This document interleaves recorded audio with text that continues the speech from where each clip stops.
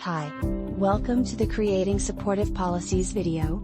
In this session we will cover the importance of putting in place policies and procedures to support social services employees and build an organizational culture of support. As important as it is for individuals within an agency to believe in and support self-care, policies and procedures play just as large of a role in determining a workplace culture of support. When done well, policies can help protect and support employees, enforce a proactive positive workplace culture, and enable workers to do their job effectively. These policies can support and encourage an employee's ability to practice self-care, including benefits such as paid time off, health coverage, wellness initiatives, and provision of accommodations. But creating supportive policies also should involve addressing the challenges common to employees and minimizing the effects of the most stressful aspects of their jobs, including boundary issues, crisis situations, exposure to trauma, discrimination, and many others. Let's consider some examples of the ways that policies can either be supportive of employees, or actively make their jobs harder. In example 1, Gia is a family court liaison. Her job is to conduct interviews and provide information to help individuals navigate family court. One day she comes home from work and sees her neighbor on their porch. With her neighbor is one of Gia's clients, Linda. Linda recognizes and greets Gia. It turns out that Linda is friends with Gia's neighbor. After that day, Linda begins to show up at Gia's house at all times of the day and night, knocking on the door asking questions, and requesting help with her court case. When Gia asks Linda to wait until her appointment to discuss her case, Linda becomes upset. When Gia confides in her supervisor, he recommends that Gia just ignore Linda. Gia is finding this harder to do, as Linda is becoming increasingly angry when Gia does not open the door. In this instance, there is a desperate need for a policy in place regarding dual relationships and boundaries in order to protect Gia. This could involve a policy that, in the event of a dual relationship, the client be moved to work with another family court liaison. There could be clear rules against harassment and intimidation required to participate in the program. It could require a meeting between Linda and the director of the program, outlining which boundaries need to be respected in order for her to receive support in the program. There are many different options for policies that could support Gia in this situation, but having no protocol leaves Gia to fend for herself in a situation that violates her boundaries, safety, and her enjoyment of her personal life outside of work. In example 2, Luis is a youth counselor. In the past few months, his workplace has been short-staffed, and his caseload has increased. In his work, Luis frequently hears stories of child abuse and neglect. Lately, Luis has been finding these stories harder to hear. He has increasing feelings of hopelessness, fear, and anxiety, and has had trouble sleeping. He dreads going to work, and obsessively worries about his clients during his off hours. Luis asks his department manager if his caseload can be lightened, but is told that there isn't enough staff to accommodate, and that he will have to manage as is. From our initial impression, there is enough reason to believe that Luis is experiencing vicarious trauma.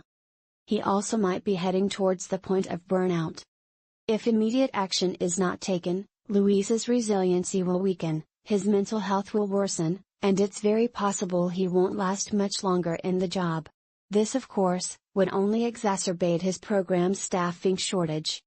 Given the nature of Luis's work, it should be known that vicarious trauma is an occupational hazard of the job, and the agency can proactively plan against the harmful effects of being exposed to others' trauma. This could include making sure that Luis has regular access to supervision, and that his supervisor is trained in supportive supervision. A rule establishing a maximum client-counselor ratio. Topics of self-care, burnout, and vicarious trauma as a part of onboarding in addition to regular education for staff and supervisors. Regular opportunities to meet with and receive support from Luis's fellow youth counselors. And/or wellness resources to offer Luis during times of high stress. In order to strengthen the resilience and lower the employee turnover rate in helping professions, agencies should anticipate and proactively protect against the most harmful occupational hazards of their jobs.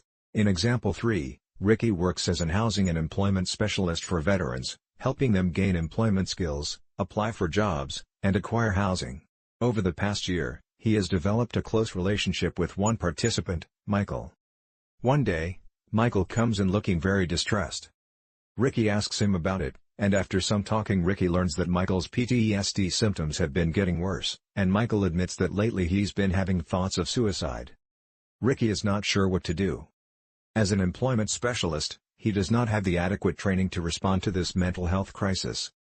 He is worried about what might happen if he sends Michael out of the office on his own. It is not uncommon for organizations to lack clear protocols when it comes to crisis situations.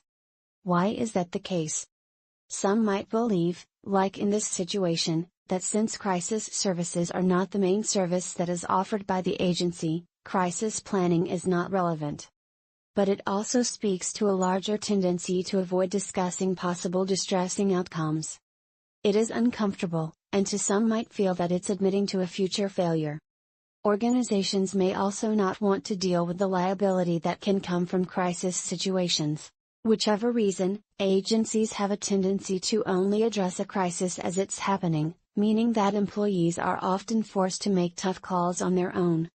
A proactive policy would be to acknowledge that although mental health services are not a part of Ricky's job, mental health issues and suicidality are a common problem amongst veterans, the population that Ricky serves.